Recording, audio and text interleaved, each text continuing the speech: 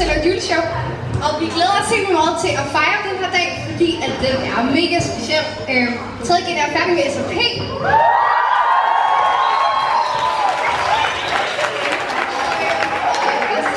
De er jo færdig med at skriftforlæg, så det er også rimelig dejligt.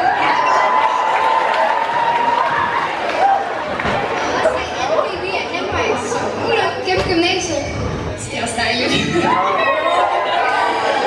Okay, og vores stikke, det er det moderne krybespil, og derfor vil vi starte ud med en lille fællessang, som vi skal synge med på. For at komme i den rigtige sang. Ja, og det er Mathias. Ja, Mathias.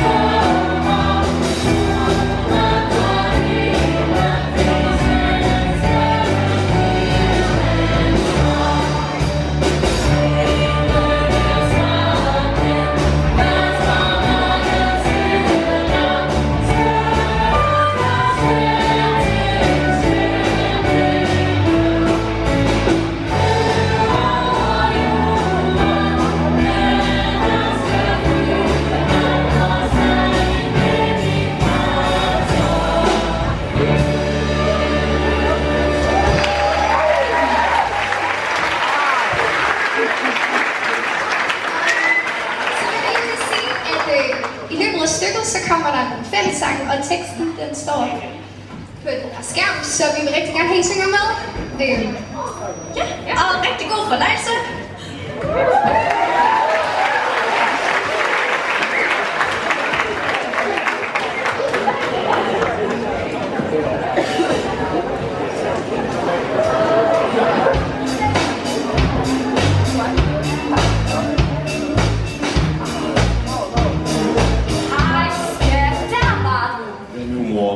Jo, Jesus. Jeg tænkte på, skulle jeg ikke fortælle dig historien om, hvordan jeg mødte din far?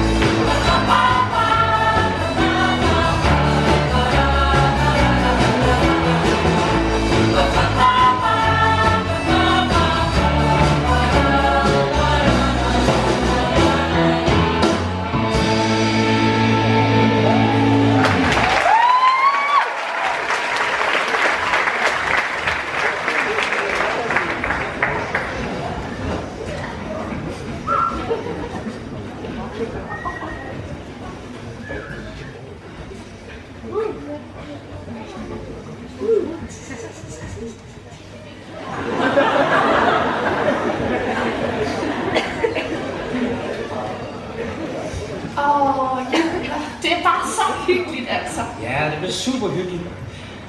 Og vi skal også købe julegaver. Ja, men julen det er jo gavernes tid. Ja. Ej, alle de julegaver, vi skal købe, altså. Ja, og kærlighed det er jo også. Ja, ej, prøv at se de der vildt søde smækbukser. Kunne vi ikke give dem til Susanne og Kraft? Nyfødte Judas? Jamen, Maria, baby, hvad ønsker du dig til jul?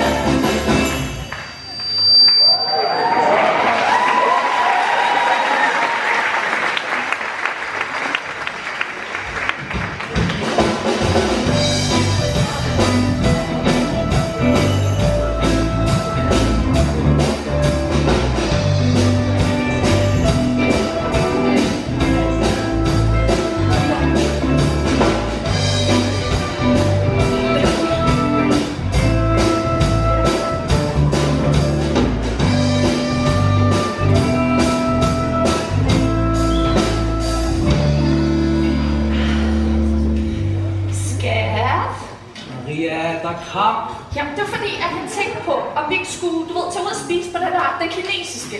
Eller den der har fået vildt gode anmeldelser. Ja, det lyder godt. Skat, kan du så ikke huske, hvilken dag det er i dag? Maria, please, giv mig 5 minutter, altså, jeg sætter i kamp. Fint. Så ringer jeg bare til skole.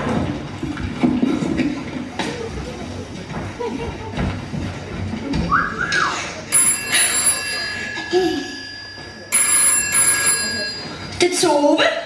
Tove? Ja. Det er bare fordi, at Josef han er bare en kæmpe fucking nar. Nej. Vi har årsdag, og så har jeg bare gaver til, at vi skal tage ud og spise. Nej, Maria. Og han vil bare have til kamp. Ej, jeg kommer med det samme. Ja, okay. Vi ses.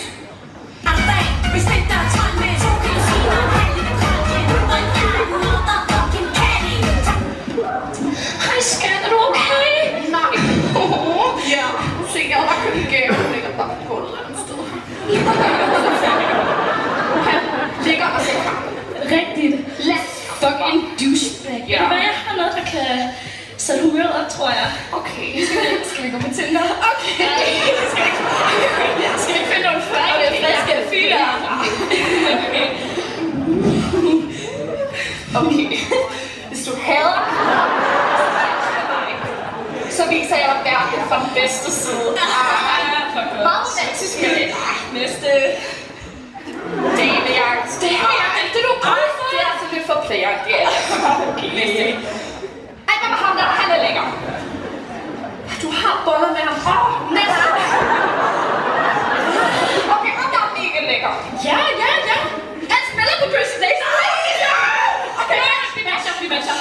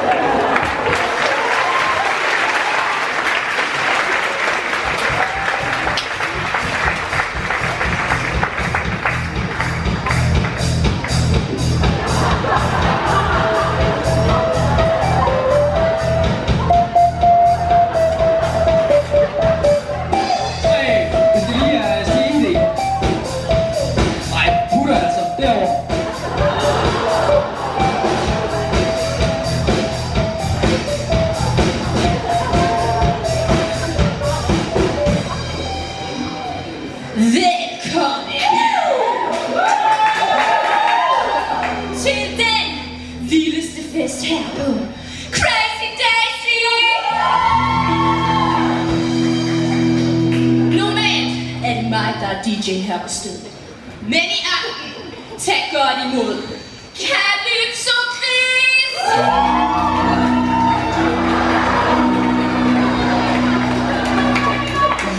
Yo, Calypso Chris er i huset! Hit it! Skål! That's what I live it to. When the fest will soon be good. Put some water in your cup. When you drop the I can knock like a madness burger. Just go low, just go slow. Like a knock like a madness burger. Get in trouble.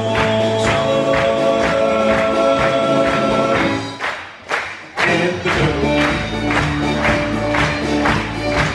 1 and 2 and 3 and 4.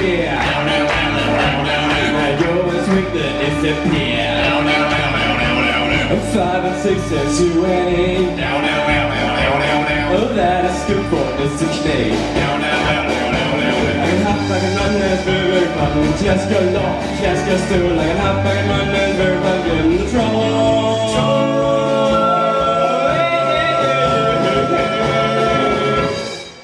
And the boom. Stone to dance.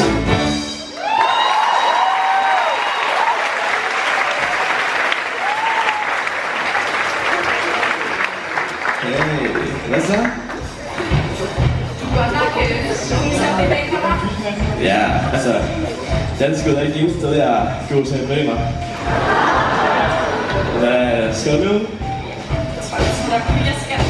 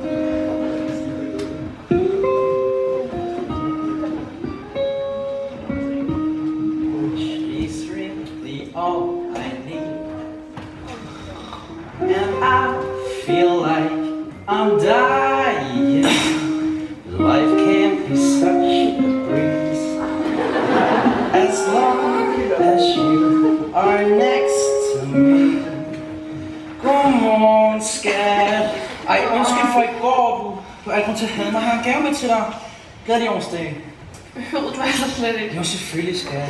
Undskyld. Hvad lavede du i går? Jeg var bare sammen med Tove.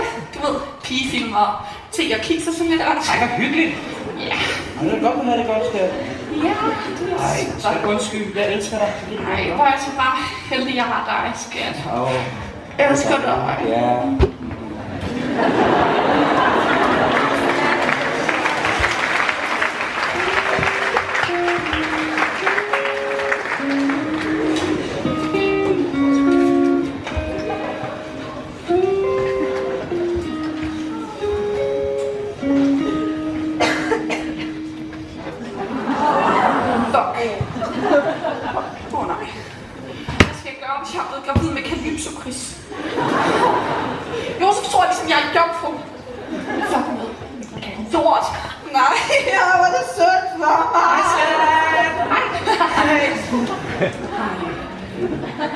Hvad har du der, skat? Jeg er gravid. Gravid? Ja. Du er jo jomfru, Maria. Jeg tror, at det må være Guds vilje, at jeg skal blive gravid og få hans barn. Det er jo fantastisk, skat. Det er præcis. Så kan vi godt koste ham til os tøjet? Ja, skal Ej, jeg elsker dig altså bare. Du er så forstående.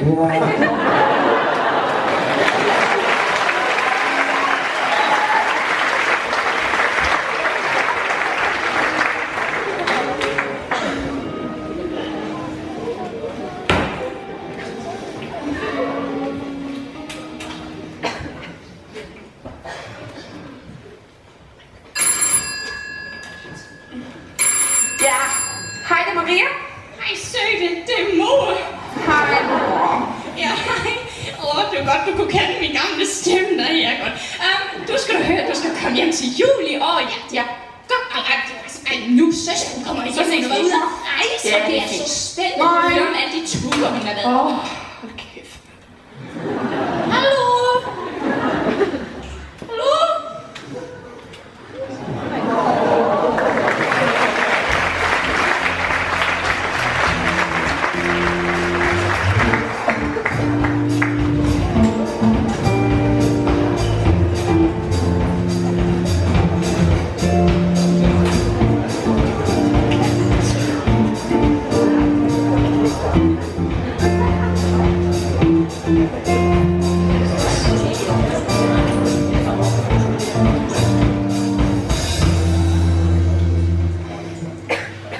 Så skat, kom så.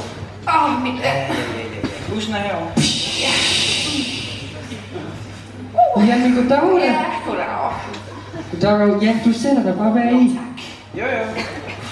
Hej. Hey, god. Ja, jamen det passer da fint. Ja, værsgo og sæt dig. Jo, tak skal du have, du. Og nyd turen. Jo, tak.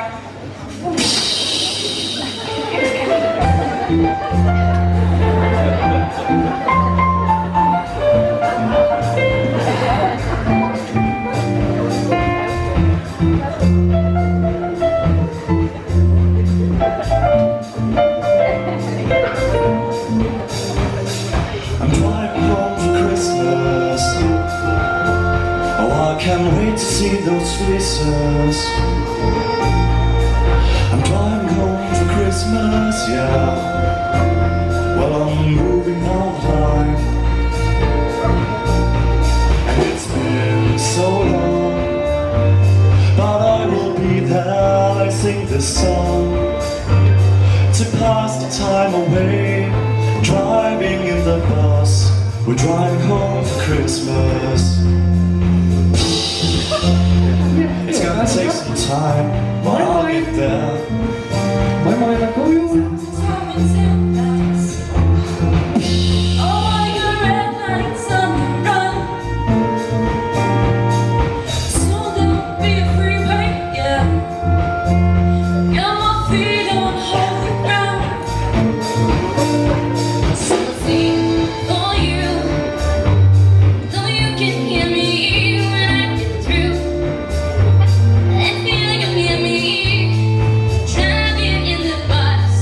We're driving home for Christmas.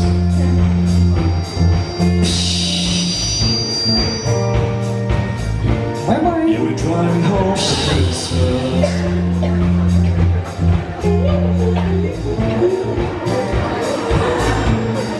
We're driving home for Christmas.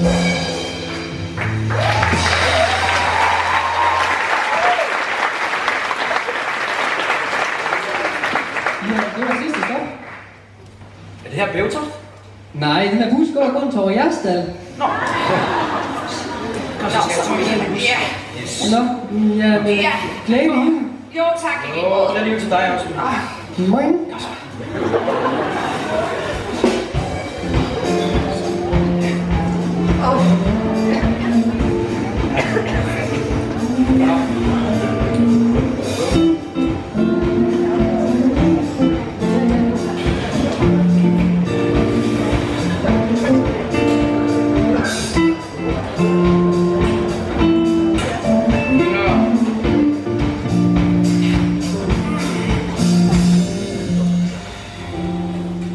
Nå, Kigger vi lige på busplan. busplan. Hvad er klokken, skat? Lidt over 5, tror jeg. 5.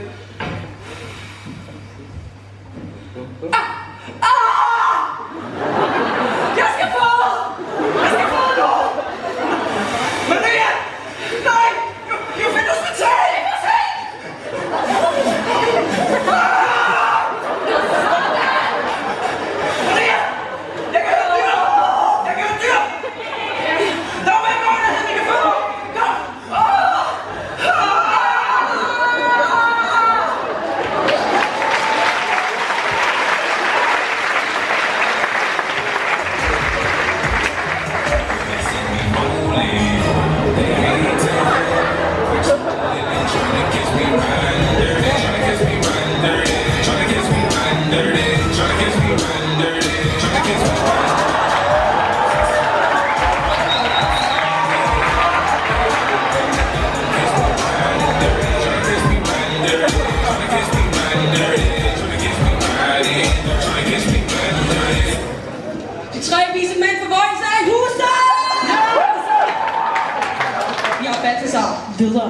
Jeg er Kapper, The Redhead. Og jeg er Melky.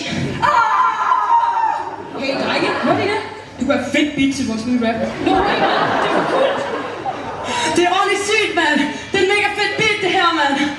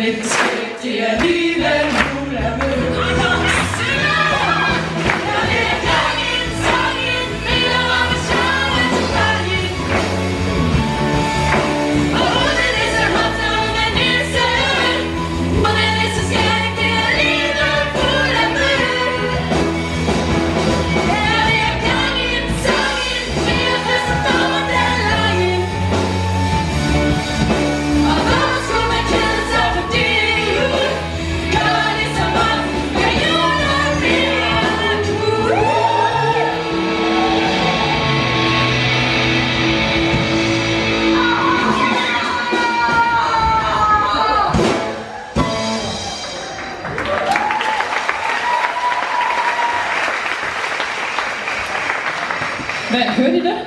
Ja. Du kunne også være et fedt beat. Mega så sygt. Så du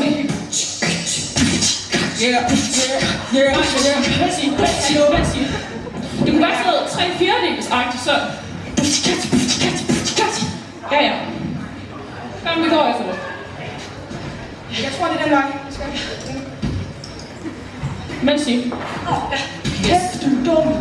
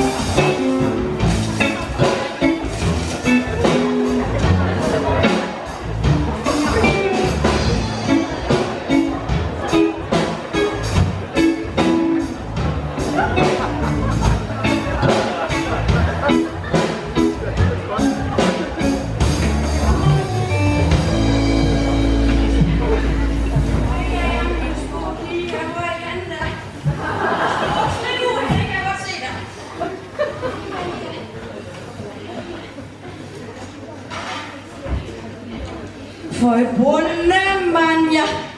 Han har ondt sin stravl og sin bondegård. Du er så fin. Ja. Han vil tage et bitte vip, så er 1000 ting at gøre.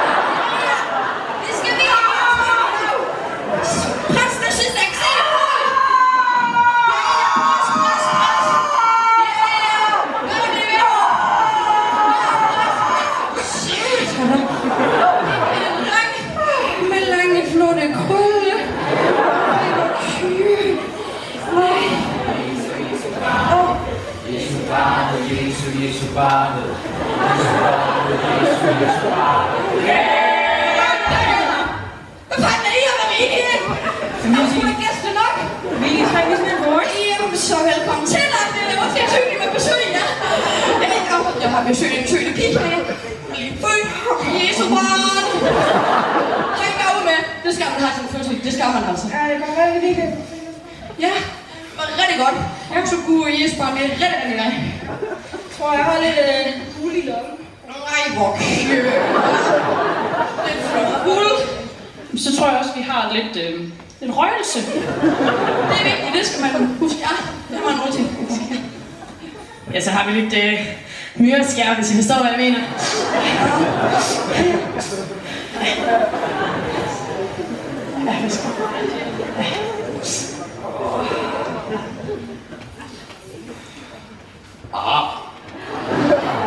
Hvad så, skat? Hvad er der, Josef? Maria, den er jo sort. Ja, det er nok bare sådan Gud har tænkt ham, ikke skat? Nu skal du lade være med at være så fordømmende.